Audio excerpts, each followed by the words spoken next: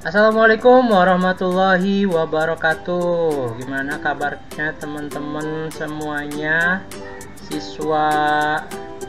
Siswi SD Islam Al-Falah, gimana kabarnya?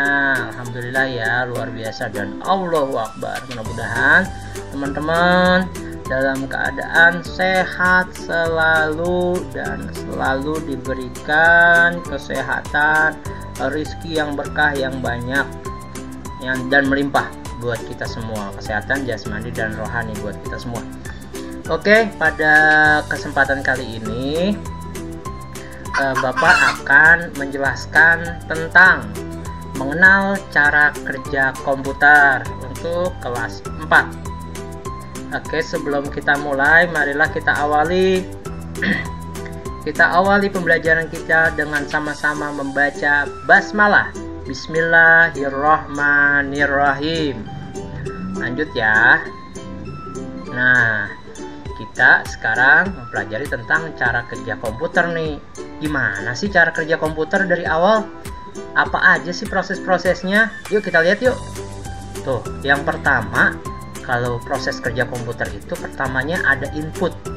Input itu buat ngambil data masuk. Kayaknya masih belum paham nih. Langsung lanjut dah. Ke storage, ada tempat menyimpan informasi, ada data masuk terus disimpan nih. Terus ada processing, memproses. Terus ada lagi apalagi output atau menampilkan hasil. Ada input, ada storage, ada processing, ada output. Oh, ada 4 ya cara kerja komputer ya. Ngapalinnya gimana ya bahasa Inggris semua? Input, storage, processing, output. Oh, ngapalinnya gampang. ISPO. Depan-depannya aja paling nih, ISPO, input, storage, processing, sama output. Lanjut lagi deh. Nah, sekarang kita langsung nih ke cara kerja komputernya. Gimana sih awalnya, dari apa dulu? Pasti dari input dulu nih. Tuh kan benar, dari input mengambil data masuk. Data masuk berarti dari perangkat-perangkat yang input ya, yang kita pelajarin waktu minggu kemarin. Terus diproses tuh perangkat inputnya. Oh, dikirim, langsung disimpan di storage, tempat penyimpanan. Terus diproses lagi, baru hasilnya output ya.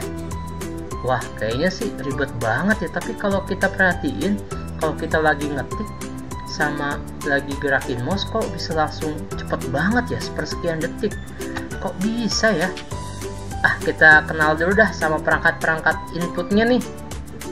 Nah, input atau mengambil data masuk. Proses input adalah proses pengambilan data, informasi yang berasal dari perangkat input. Perangkat input contohnya keyboard, mouse, kamera digital, mikrofon, dan scanner. Oh, berarti kalau perangkat input itu nggak langsung kelihatan ya. Kalau mouse, kalau diklik nggak langsung kelihatan hasilnya. Harus ada yang di output. Wah, di situ ada mouse, ada keyboard, ada scanner juga. Scanner buat apa sih? Ada yang belum tahu kayaknya nih, scanner ini buat dia itu kayak foto-foto untuk lembaran-lembaran kertas-kertas yang difoto langsung sama kertasnya itu, jadi namanya scanner. Ada digitizer. Wah, ini sih yang dipakai sama pelukis-pelukis digital nih, langsung nih ada pulpennya. Jadi kalau kita mau gambar-gambar, langsung kita ada papannya di situ. Ada kamera juga, kamera masuknya input juga ya, karena ngambil gambar, nanti hasilnya baru output. Ada mic juga sama trackball. Oke, lanjut. Yang kedua namanya storage, penyimpan informasi. Informasi data yang kita masukkan ke komputer akan disimpan, kemudian diproses oleh komputer. Informasi di komputermu disimpan dalam penyimpanan primer, memori komputer atau RAM, dan penyimpanan sekunder atau hard disk. Nah, penyimpanan lain seperti kamera atau telepon biasanya menggunakan flash memory, atau biasanya kita kenal memory card atau SD card. Nah, ini yang Bapak atau teman-teman biasanya masih pada pusing ini sama perbedaan penyimpanan primer sama sekunder atau RAM dan hard disk. Apa sih bedanya? Nah, gampangnya gini aja deh. Kalau penyimpanan primer itu penyimpanan yang sifatnya sementara. Jadi kalau misalnya komputer nggak ada RAM-nya atau penyimpanan primernya, itu nggak bakal bisa jalan. Kalau kita lagi ngetik atau kita lagi main sesuatu tapi nggak ada RAM-nya, nggak bakal bisa jalan, karena itu tempat penyimpanan yang paling utama. Ketika kita melakukan sebuah input, kita mainin mouse, kita mainin keyboard, itu diprosesnya, itu yang paling bekerja itu RAM-nya. Dan ketika kita menyimpan hasil pekerjaan kita nih, kita nggak pakai lagi pekerjaan kita, tapi kita mau simpen di dalam komputer, itu simpennya baru di hard disk. Karena apa? Karena RAM itu nggak bisa nyimpen. RAM itu bisanya buat nyimpen sambil bekerja. Nah, itu bedanya. Ketika kita punya RAM doang, kita nggak punya hard disk, itu kerjaan kita nggak bakal ada yang bisa disimpan, nggak bakal ada yang bisa di save. Abis kita kerja, abis kita ngerjain sebuah sesuatu, gambar ataupun tulisan, pasti kalau komputernya mati langsung hilang lagi dia waktu kita hidupin lagi. Tapi kalau kita punya hard disk, kita punya RAM, nanti hasil pekerjaan kita di save-nya itu di hard disk. Jadi harus ada dua-duanya nih, ada penyimpanan primer atau memori komputer yang biasa kita sebut RAM nomor 1, ada juga yang nomor 2 itu penyimpanan sekunder yang disebut dengan hard disk atau penyimpanan yang bisa lama kita taruhnya. Oke deh, mungkin masih pada pusing ya. Kalau masih pada pusing, ulang-ulang lagi videonya, nanti juga lama-lama paham. Lanjut ya, kita ke processing atau memproses. Informasi data yang masuk ke dalam komputer akan diproses sesuai dengan perintah yang diberikan. Bagian komputer yang berfungsi untuk memproses informasi adalah namanya CPU atau Central Processing Unit. CPU menjadi sangat panas apabila memproses banyak informasi atau tugas. Wah, ini nih yang disebut dengan otaknya komputer nih. Otaknya komputer ini, dia ini yang menjalanin semuanya. Selain RAM tadi, ada juga yang jadi otaknya komputer, yang bikin kalau kerjaannya banyak, kita ngetik, kita main game dan lain-lain, ini yang bakalan jadi panas nih. Makanya di dalam komputer itu suka banyak kipasnya.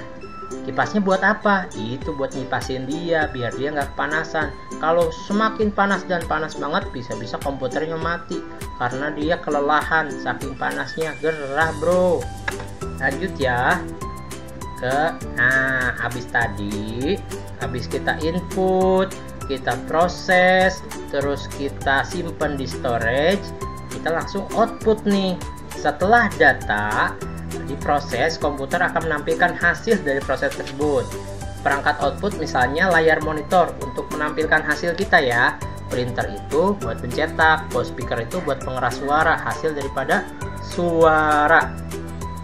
Yang masih paling kita bingung itu perangkat monitor ya, bisa secepat itu kita ngetik langsung ada hasilnya di monitor. Wah, luar biasa ya komputer ya. Oke, terakhir kita setelah mempelajari semuanya tentang cara kerja komputer, input, proses, storage, dan output, Bapak mau kasih tugas buat kalian. Apa tugasnya? Nih, tugasnya mudah aja sih. Kalian pilih salah satu aplikasi atau software apapun yang pernah kalian gunakan. Contohnya kalau waktu kelas 1 kan kalian pernah belajar Paint, ada Microsoft Word, WordPad, mungkin kalian main internet pakai Google, terus kalian hidupin musik pakai player musik, atau kalian hidupin video pakai aplikasi untuk menghidupkan video, media player klasik atau lain-lain ya. Nah, Bapak minta kalau kalian udah pilih salah satu aplikasinya, kalian buat video nih, presentasi dari aplikasi tersebut. Kalian hidupin nih aplikasinya. Terus kalian jelasin, yang pertama itu yang harus kalian jelasin itu kegunaan dari perangkat lunak atau software tersebut. Bapak kasih dalam kurung nih, Paint tidak boleh digunakan karena Bapak sudah gunakan dalam contoh. Kalian cari aplikasi yang lain karena aplikasi itu ada banyak. Makin keren aplikasi yang kalian gunakan, Bapak kasih nilai lebih deh. Terus nomor 2, perangkat keras apa yang digunakan sebagai input dan output beserta fungsinya. Jadi selain kalian menjelaskan kegunaannya, softwarenya, kalian jelaskan juga perangkat-perangkat apa aja yang kalian gunain. Seperti apa? Seperti keyboard, seperti mouse, sama seperti monitor dan lain-lain. Nih ada contoh videonya nih Bapak kasih nih. Halo, assalamualaikum warahmatullahi wabarakatuh. Pak Asnawi, nama saya Asnawi. Saya mau mempresentasikan aplikasi yang saya pakai adalah aplikasi Paint. Dimana aplikasi Paint ini saya menggunakan perangkat keyboard dan mouse sebagai input dan monitor sebagai output.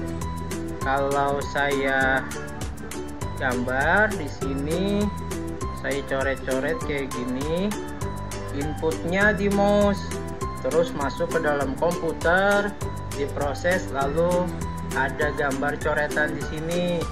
Kalau saya tulis juga di sini keyboard, saya ketik,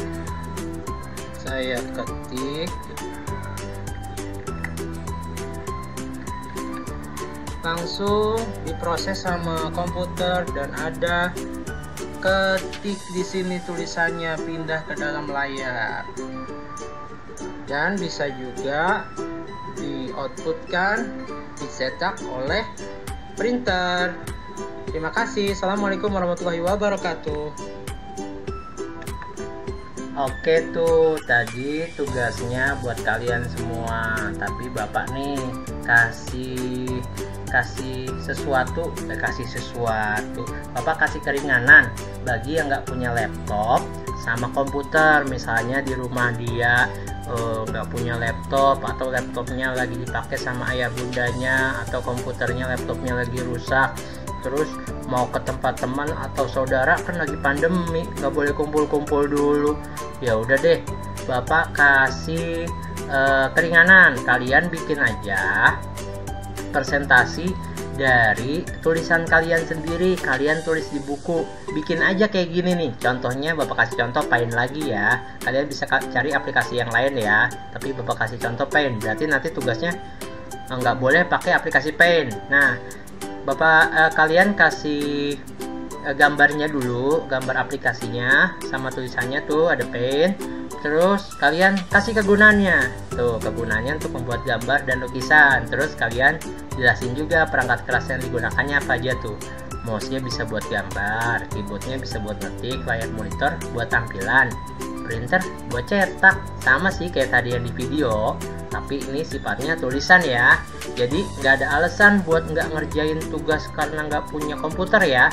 Kalian masih bisa bikin pakai tulisan. Oke, terima kasih teman-teman semuanya, ayah bunda. Mudah-mudahan pelajaran kita mendapatkan manfaat berkah dari Allah Subhanahu wa taala. Kita tutup dengan sama-sama membaca hamdalah. Alhamdulillahirabbil alamin. Assalamualaikum warahmatullahi wabarakatuh.